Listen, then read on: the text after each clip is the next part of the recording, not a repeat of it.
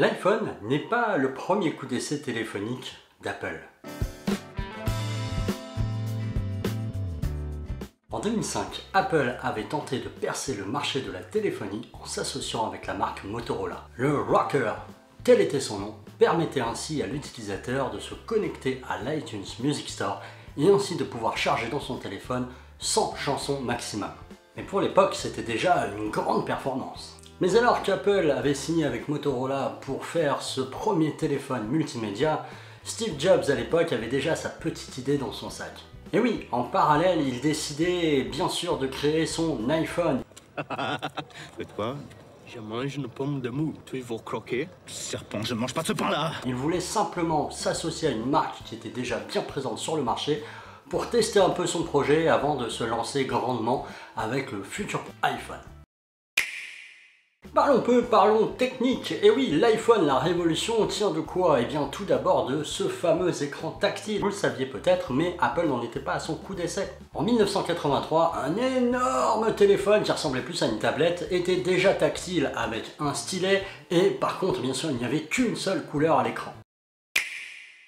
Eh bien, en parlant d'écran, ce dernier ne devait pas être en verre, mais en plastique. Mais Steve Jobs étant quelqu'un d'assez précieux, d'assez noble, avait décidé d'en faire autrement. Même si le coût devait être supérieur, il devait proposer le téléphone le plus qualitatif du marché, y compris dans ses matériaux.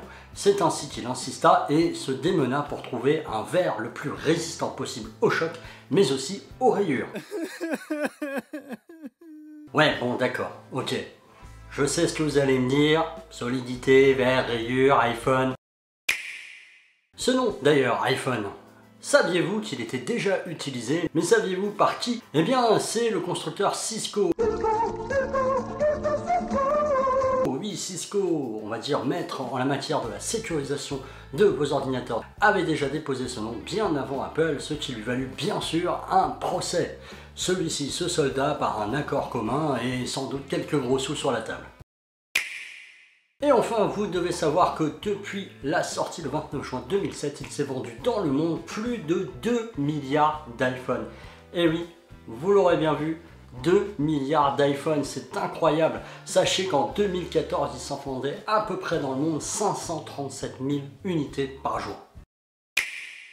Voilà mes petits amis ce que je pouvais vous dire sur l'iPhone et ses secrets. Alors pas tous évidemment, je les distille comme ça, j'en ai pris quelques-uns, mais je ferai sans doute une deuxième vidéo un peu plus tard sur la suite des secrets de l'iPhone et d'autres devices de ce monde. J'espère que vous avez apprécié ce petit moment quotidien en ma compagnie. N'hésitez pas à lâcher le pouce bleu, faites sonner la cloche aussi fort que possible. Dans les commentaires, dites-moi si vous aussi vous avez eu l'iPhone depuis le premier jusqu'à celui d'aujourd'hui. Celui que vous avez préféré, si vous êtes anti-Apple, attention, pas de guerre high-tech ici, en respect, en bienséance, je compte sur vous.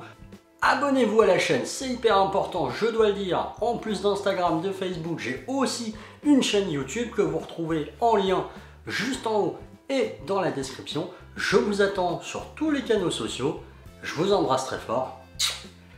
Bye bye!